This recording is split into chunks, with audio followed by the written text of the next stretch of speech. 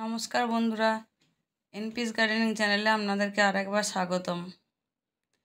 আপনারা video thumbnail দেখে বুঝে নিয়েছেন আজকের ভিডিওর বিষয়বস্তু কি।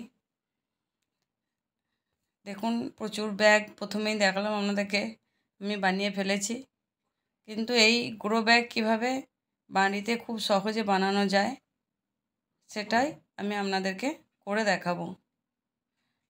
এটা আমারও শেখা, যেগুলো নার্সারি থেকে গাছ কিনে আনি সেই প্যাকেট দেখে।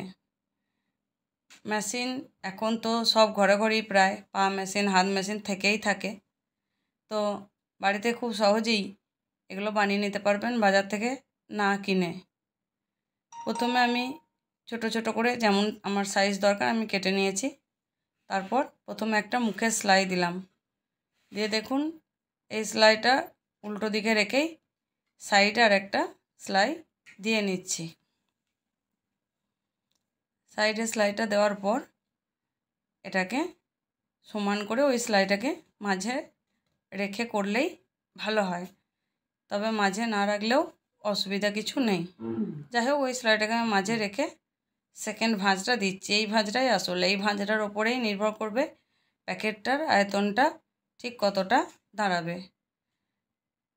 প্যাকেটটা তৈরি করার সময় এই যে ভাঁজটা আমি দেখালাম, প্রথমে যেটা সুন্দর করে ভাঁজটা করে সমান করলাম, সেই অংশটা সির অংশটা মাঝে ঢুকে যাবে, আর তার দুপাশ থেকে আবার একটু একটু করে ছিট উঠে এসে সেকেন্ড ভাঁজটা হবে। তার ফলে প্যাকেটটা একদম পুরো বক্সের মতন দাঁড়িয়ে যাবে। এটা দুরকমভাবে করা হয়। একটা গোটা প্যাকেটটা তৈরি করে নিয়ে উল্টে দেওয়া হয়, আর একটা উল্টে নিয়ে শেষের সেলাইটা বাইরে রাখা হয়। তবে আমার মনে হয় তৈরি করে উল্টো করে নিলে প্যাকেটটা বেশি ভালো বসে থাকবে। এই প্যাকেটগুলোর আমাদের উপকারিতা কী? আমরা বিভিন্ন ধরনের টব এই শীতের মরশুমে বাজার থেকে কিনি, কিন্তু এই ধরনের গ্রো ব্যাগ যার যে পরিমাণ দরকার সাইজটা আর কি, তো করে নিলে কি হবে, টবেরও দরকার পড়বে না। এবং এই যে শীতকালে যে আমরা বিভিন্ন ধরনের মরশুমি ফুলগুলো লাগাই, সেগুলো কিন্তু এই গ্রো ব্যাগেই করা যাবে। আমাদের টবের খরচ অনেক বেঁচে যাবে। আমি একটা চিকচিকির বস্তা কেটে অনেকগুলোই বানিয়েছি।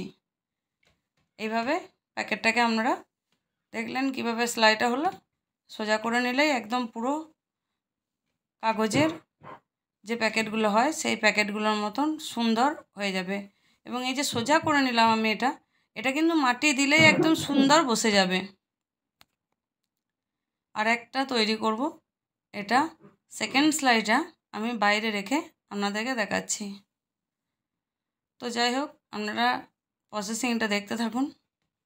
আর যেটা বলছিলাম যে এই ব্যাগগুলোর উপকারিতা, এগুলো সহজেই মাটির সঙ্গে মিশে যায়, আমাদের অসুবিধা হয় না।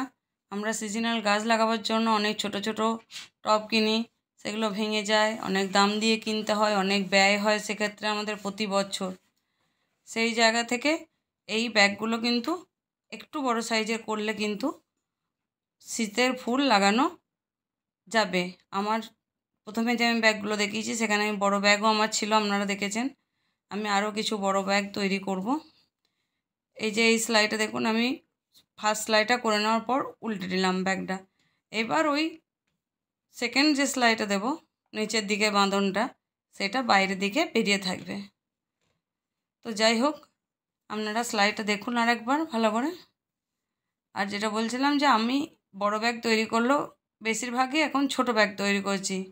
তারও একটা বিশেষ কারণ আছে, সেটাও আজ আপনাদেরকে বলবো বলেই আজকের ভিডিওটায় নিয়ে আসা।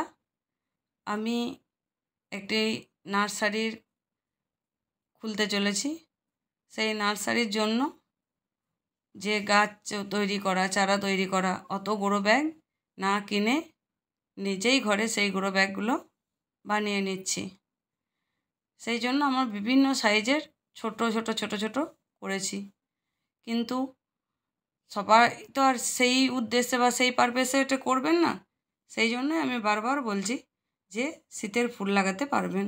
যাই হোক, আপনাদের যদি ভিডিওটা ভালো লেগে থাকে অবশ্যই লাইক করবেন, আর যদি কিছু আপনাদের বলার থাকে কমেন্টের মধ্যে জানাবেন। বিদায়।